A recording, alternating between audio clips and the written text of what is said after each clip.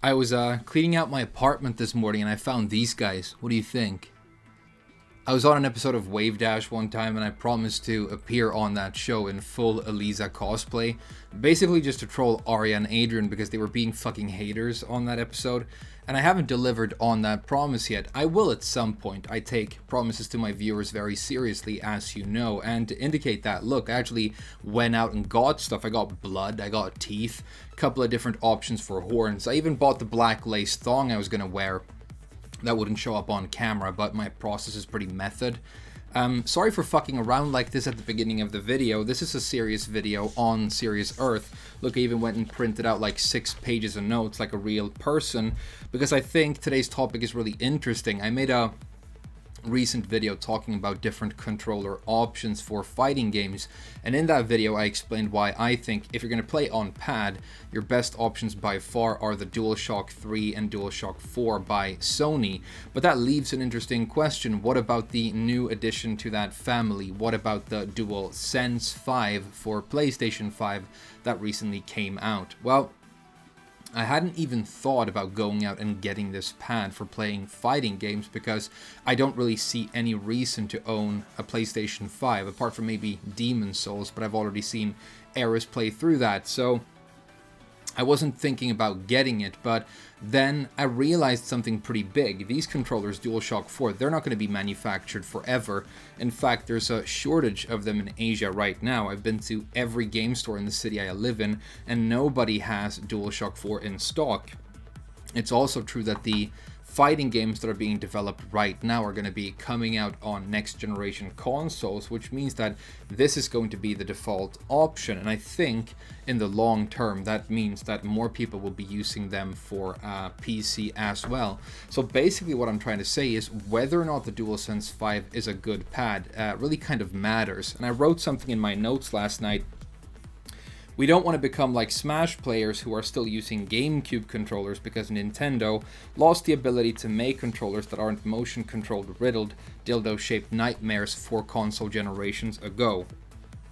I also heard rumors that both Main Man and Lil Majin liked this controller. And Majin especially interested me because I think he's a dedicated pad player and he uses King, and King has a lot of circular motions when you have to do circular things on the D-pad, like the giant swing, for example. So I went out and got one, and I've been testing it for a couple of days now pretty extensively, and I have a couple of things I want to share with you about it. First of all, let's talk about compatibility a little bit. This thing does not come with a cable, even though it really should. And you can't use the cable that you've been using for your older controllers, because this one is USB to Type-C. So if you don't already own a cable like that with some good length, you have to get that separately. I found one from a third-party developer that was for Nintendo Switch, but it's been working beautifully so far. So that was about 10 bucks, and then the actual controller was about 7,000 yen, so about $70. So it's actually kind of expensive, and you know, it's an important question whether or not it's a good pad and whether or not it's compatible with what you want to do before you get one. You can't use this controller at all with older consoles, so the only reason to get it is if you're going to play PlayStation 5, but it comes with the console, or of course the more likely option, using it for playing fighting games on PC. Now I connected it, started up my game, disconnected the DualShock 4 that I usually use, and then connected this thing, and it was immediately very responsive. It even retained all of the custom button mappings that I had from my old controller, so it was working perfectly right away.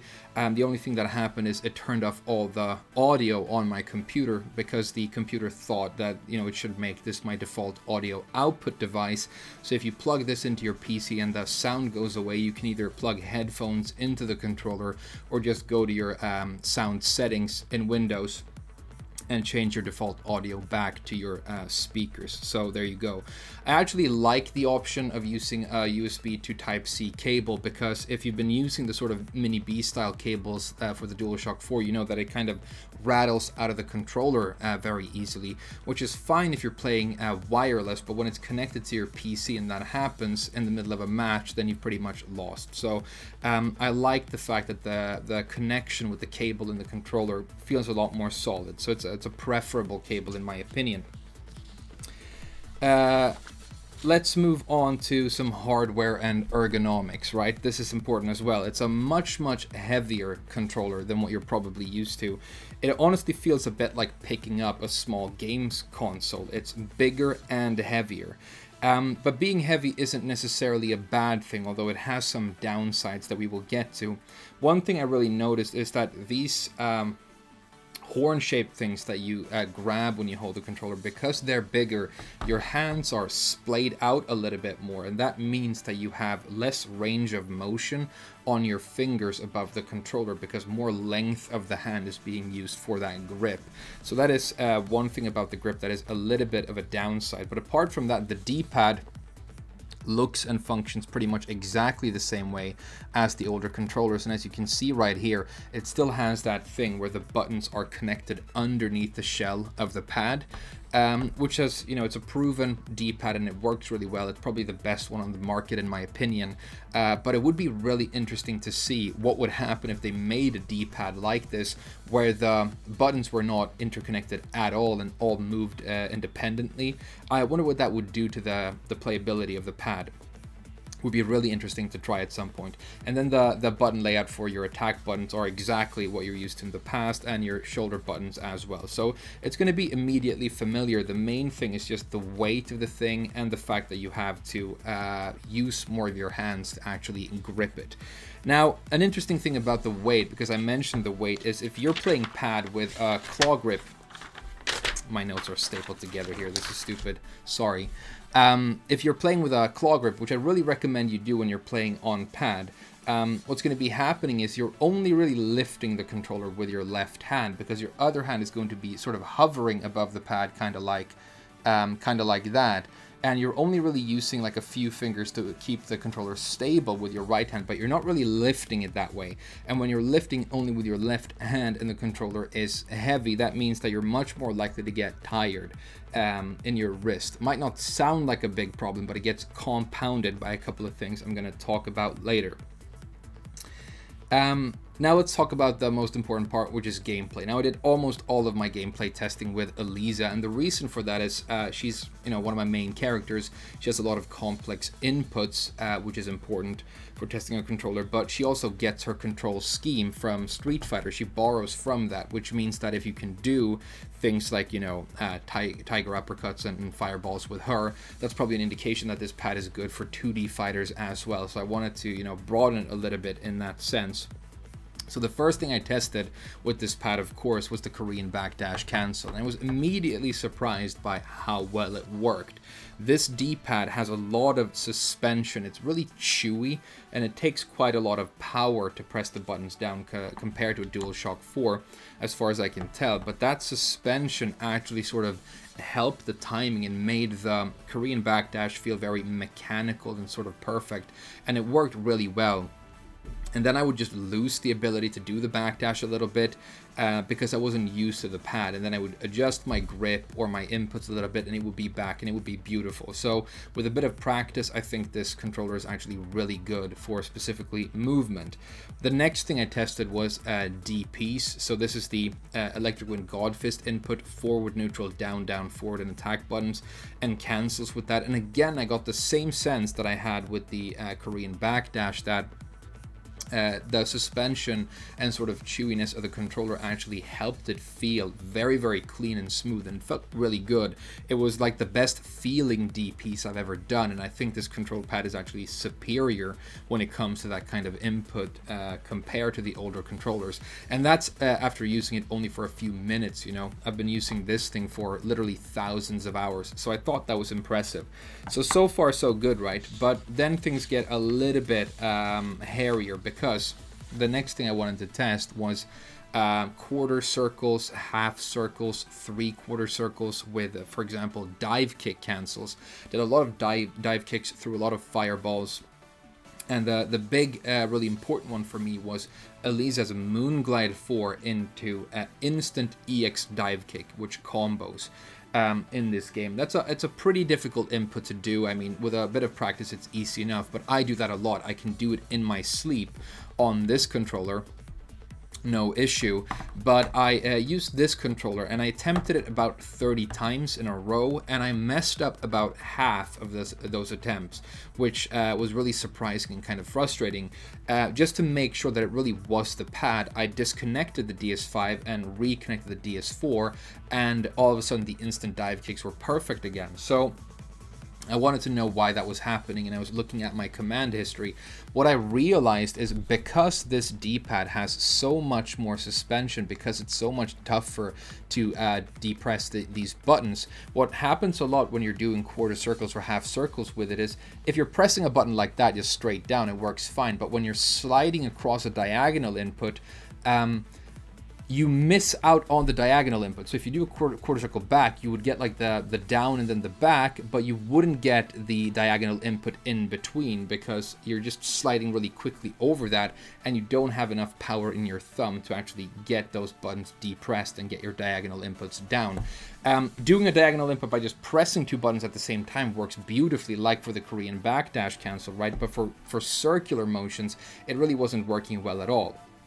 And so to clean that input up, what I realized you have to do is just press harder on the buttons and put more force onto the controller with your thumb when you're rolling it, or adjust your grip so that you're hitting it more from above and on the edges of the buttons. And what happened then is I kept doing that. It was working well enough.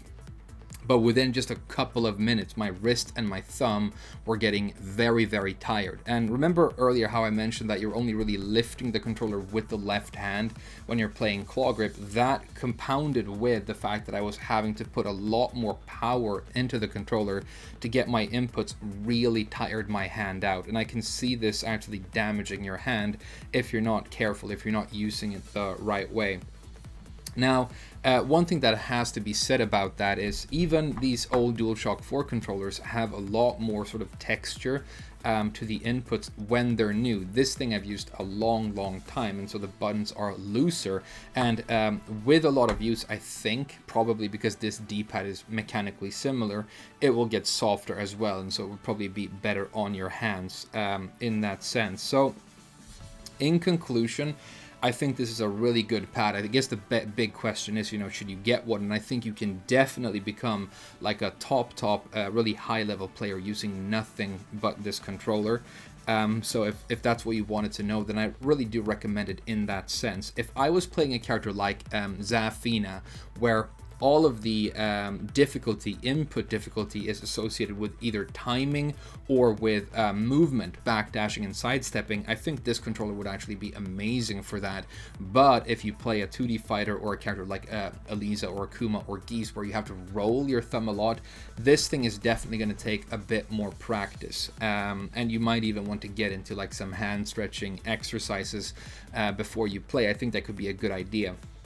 But right now, what I'm really interested in is what I'll be able to do with the DualSense 5 with, say, a couple of hundreds of hours of use, when I've really gotten used to the way I have to do those inputs to get them properly, when the buttons have loosened up a little bit and become softer and quicker, and when it started to sort of mold to my hands a little bit, like these controllers tend to do with a lot of use. I think with a lot of practice, this could possibly become a preferred or superior option even to the DualShock 4, and I think the DualShock 4 is pretty much perfect for what it's supposed to do. So even though I have my concerns with it, even though it's frustrating to use right now because I'm not used to it yet and I'm dropping a lot of things, I think with practice this could be a really good option. So for like long-term use, it's really pretty fantastic. And if you're going to your retailer right now and you're looking for a good pad to use for fighting games on your PC and you don't want to get a stick and they don't have these, I would say really consider using this, because